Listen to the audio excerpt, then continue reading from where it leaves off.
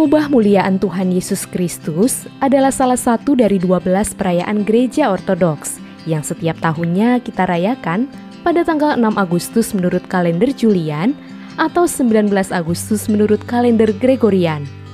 Perayaan ini mengisahkan Tuhan kita yang menampakkan cahaya kemuliaannya di atas Gunung Tabor di hadapan ketiga orang rasul. Tahukah kalian siapa saja mereka? Ya, Petrus, Yohanes, dan Yakobus. Peristiwa ini dicatat Alkitab dalam Matius 17 ayat 1-9, Markus 9 ayat 2-8, dan Lukas 9 ayat 28-36. Demikianlah kisahnya.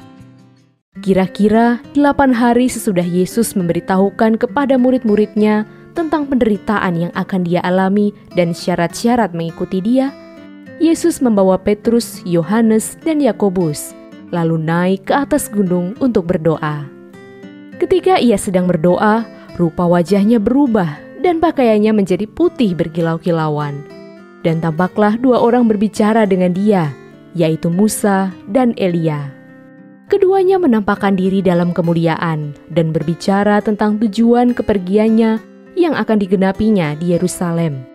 Sementara itu, Petrus dan teman-temannya telah tertidur, dan ketika mereka terbangun, mereka melihat Yesus dalam kemuliaannya dan kedua orang yang berdiri di dekatnya itu. Dan ketika kedua orang itu hendak meninggalkan Yesus, Petrus berkata kepadanya, "Guru, betapa bahagianya kami berada di tempat ini. Baiklah kami dirikan sekarang 3 kemah, 1 untuk engkau, 1 untuk Musa, dan 1 untuk Elia." Tetapi Petrus tidak tahu apa yang dikatakannya itu. Sementara ia berkata demikian, datanglah awan menaungi mereka. Dan ketika mereka masuk ke dalam awan itu, takutlah mereka. Maka terdengarlah suara dari dalam awan itu yang berkata, "Inilah anakku yang kupilih, dengarkanlah dia." Ketika suara itu terdengar, nampaklah Yesus tinggal seorang diri. Dan murid-murid itu merahasiakannya. Dan pada masa itu, mereka tidak menceritakan kepada siapapun apa yang telah mereka lihat itu. Sebenarnya, peristiwa pengubah muliaan Tuhan Yesus Kristus terjadi sekitar 40 hari sebelum penderitaannya di atas salib. Sehingga peristiwa ini terkait erat dengan peristiwa penyaliban Tuhan yang kita peringati pada hari Jumat Agung. Namun, karena 40 hari sebelum Jumat Agung itu, gereja sudah memasuki masa puasa Prapaskah, maka tidak memungkinkan untuk merayakan perayaan yang begitu gemilang ini. Oleh karena itu, para bapak gereja menggeser perayaan ini menjadi 40 hari sebelum pesta pengangkatan salib yang jatuh pada tanggal 14 September nanti. Pesta pengangkatan salib dianggap setara dengan Jumat Agung karena berkisar pada peristiwa penyaliban Tuhan. Sekarang, mari kita lihat ikonnya. Ikon pengubah muliaan Tuhan Yesus menampakkan 6 pribadi, yakni Kristus, Musa, Elia, dan ketiga rasul, Petrus, Yakobus, dan Yohanes. Di bagian atas terdapat judul ikon yang berbunyi Metamorphosis, yang artinya perubahan. Dalam hal ini, pengubah muliaan Tuhan atau juga sering disebut transfigurasi. Kristus adalah pusat dari ikon, berpakaian putih terang seperti dikatakan dalam Lukas 9 ayat 29, dan pakaiannya menjadi putih berkilau-kilauan.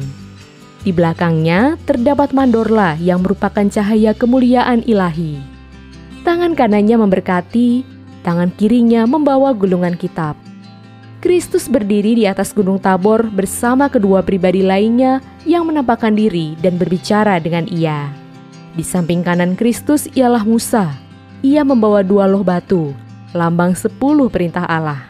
Di samping kiri Kristus ialah Elia. Mengapa Musa dan Elia? Jana suci Yohanes Krisostomos mengatakan bahwa Musa dan Elia melambangkan hukum dan kenabian. Musa menerima hukum dari Allah, yakni 10 perintah Allah, dan Elia menerima rahmat kenabian. Keduanya merupakan tokoh perjanjian lama yang pernah mengalami penglihatan akan Allah di dalam teofaninya. Musa di Gunung Sinai dan Elia di Gunung Karmel.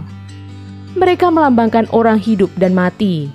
Elia sebagai orang hidup karena ia terangkat dari bumi, dan Musa sebagai yang telah mengalami kematian. Di bagian bawah ada Petrus, Yakobus, dan Yohanes yang posisinya membungkuk, bersujud, serta menutupi wajahnya. Lambang dari reaksi mereka pada saat menyaksikan terang tak tercipta. Sebab Kristus nampak sangat gemilang dan berkilauan. Keilahian Kristus ditampakkan demi menguatkan iman mereka. Mereka tidak menceritakan peristiwa tersebut kepada siapapun sampai sesudah kebangkitannya.